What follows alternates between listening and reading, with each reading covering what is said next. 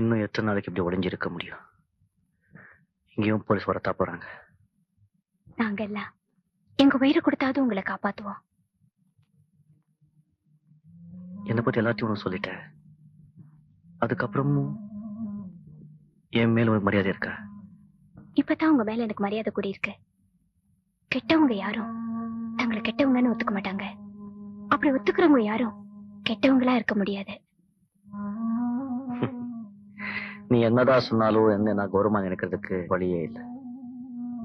உங்களை பத்தி நீங்க என்ன நினைச்சாலும் சரி, இனிமே காலம் பூரா எங்கள ஒருத்தரா நீங்க எங்கே இருக்கலாம்.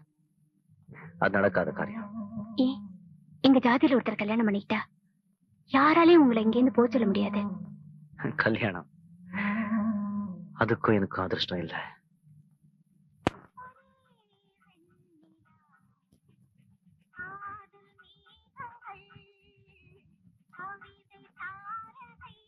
என்ன பாக்குறீங்க? சாப்பிட போய் பாட்டெல்லாம் உங்களுக்கு பிடிக்குமேன்னு போட சொன்னேன். வேண்டாமா? பிடிக்கும் பிடிக்கும், யார் இல்லைன்னு சொன்ன? ஆமா, நீ இந்த வீட்டுக்கு எப்ப வந்த? நான் உன்னை தேடி பழைய வீட்டுக்கு போயிருந்தேன். அந்த பழைய வீடு, பழைய வாழ்க்கை எல்லாத்தையுமே நான் மறந்துட்டேன். இந்த மாதிரி ஆளு இந்த சின்ன வீட்டுல வந்து உட்கார்ந்து இருந்தா பாக்குறவங்க தான் நினைப்பாங்க. பாக்குறவங்களை பத்தி எனக்கு கவலை இல்லை. என் கவலையெல்லாம் உங்களை பத்தி தான். இனிமே நீங்க யாருக்கும் கடனாளி இல்லை. அப்படின்னா உங்களுக்கு தெரியுமோ தெரியாதோ, உங்க கடனை எல்லாம் நான் அடைச்சிட்டேன். யாரெல்லாம் உங்ககிட்ட பணத்தை கொடுத்து ஏமாந்ததா சொன்னாங்களோ அவங்களுக்கெல்லாம் கொடுக்க வேண்டியது கொடுத்துட்டேன். அப்படின்னா இப்போ உங்ககிட்ட ஒண்ணுமே இல்லையா? குரல் இருக்கு, ஆனா பாடுறது இல்ல. நிம்மதி இருக்கு, ஆனா சந்தோஷம் இல்ல. நீங்க இருக்கீங்க, ஆனா எனக்கு யாரும் துணை இல்ல. சரி, போலீஸும் மத்தவங்களும் என்ன பத்தி கண்டதெல்லாம் சொல்லுவாங்க. அதெல்லாம் நம்பிக்கிட்டு வந்து யார் சொத்தையெல்லாம் அழிக்க சொன்னா? அந்த சொத்தினுமே எனக்கு ரொம்ப அவசியம். பாருங்க, போயிட்டு போகுது. இப்போது நான் சொல்றது கேளுங்க. இனிமே நீங்க தலைமறைவா தெரிய வேண்டாம். எதுக்கு? நடந்த கொலைக்கு நீங்க காரணம் இல்லைங்கிறத அவங்க தெரிஞ்சுக்க வேண்டாமா? அவங்களே தெரிஞ்சுக்குவாங்க. அது எப்படிங்க? இப்ப நான் சாப்பாடு சாப்பிடுறதா இல்ல அந்த பாட்டு கேட்கறதா? இல்ல, இப்ப நான் சாப்பாடு சாப்பிடுறதா இல்ல அந்த பாட்டு கேட்கறதான்னு கேட்டேன். தப்பா நினைச்சுக்காதா? இப்ப எல்லாம் எனக்கு எதையும் பிடிக்கல, யாரையும் பிடிக்கல. பரவாயில்ல, நீங்க சாப்பிடுங்க. நான் பாட்டு நிறுத்திடுறேன்.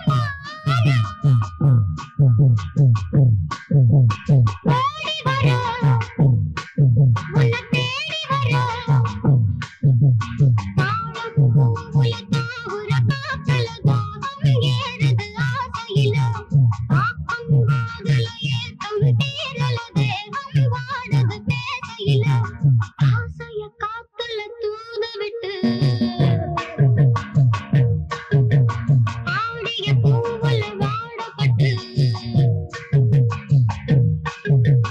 செய்திய கேட்டொரு ஜாடக்கட்டு ஆடுது பாட்டு ஒண்ணு குயில் கேட்குது பாட்ட நின்னு பாடுது பாட்டு ஒண்ணு குயில் கேட்குது பாட்ட நின்னு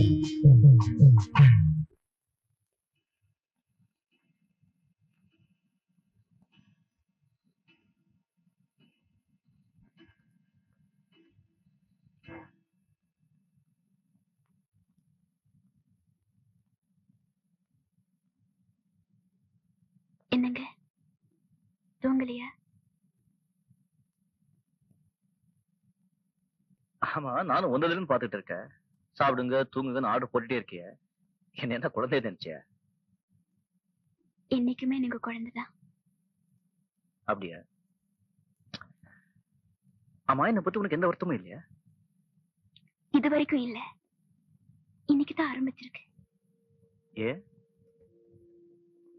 நீங்க வந்ததுல இருந்து இந்த நிமிஷம் வரைக்கும் நீ நல்லா இருக்கியா, சந்தோஷமா இருக்கியான்னு ஒரு வார்த்தை கூட கேட்கல. அதெல்லாம் மாமூலாச்சே, நீ எதிர்பார்க்க மாட்டேன்னு நினைச்சேன். நான் அதை பத்தி கவலைப்படலங்க. நீ சாப்பிட்டியான்னு கேட்கல, அத சொல்றியா? அத பத்தியும் இல்ல. நம்ம கல்யாணத்தை பத்தி பேசல, அதான் அதான். அத நான் என்னைக்கோ மறந்துட்டேன். இப்ப அந்த கவலை கூட இல்ல. அப்ப என்னதான் உன் மனசுல இருக்கு, சொல்லி தொலைய. என் பாட்டு கேட்க நீங்க விரும்பலையே. எவ்வளவு கோவப்பட்டீங்க. இந்த நிமிஷம் வரைக்கும் நீங்க ஒருத்தர் எனக்கு போதும்னு நினைச்சுக்கிட்டு இருக்கேன். நீங்க யாரு என்னன்னு தெரிஞ்ச அப்புறம் கூட நான் உங்களை வெறுக்கல. இதுக்கெல்லாம் காரணம் என் குரலை நீங்க நேசிச்ச விதம்தான். இன்னைக்கு என் பாட்டு உங்களுக்கு பிடிக்கல. சில சமயங்கள்ல நம்ம குழந்தைகளை அடிக்கிறோம், கடவுளை திட்டுறோம், பெத்த அம்மா அப்பாவை கூட கோச்சிக்கிறோம். ஏன்? அந்தந்த நேரத்துல நமக்கு இருக்கிற மனநிலை தான் காரணம். என் அதிர்ஷ்டம் அவ்வளவுதான்.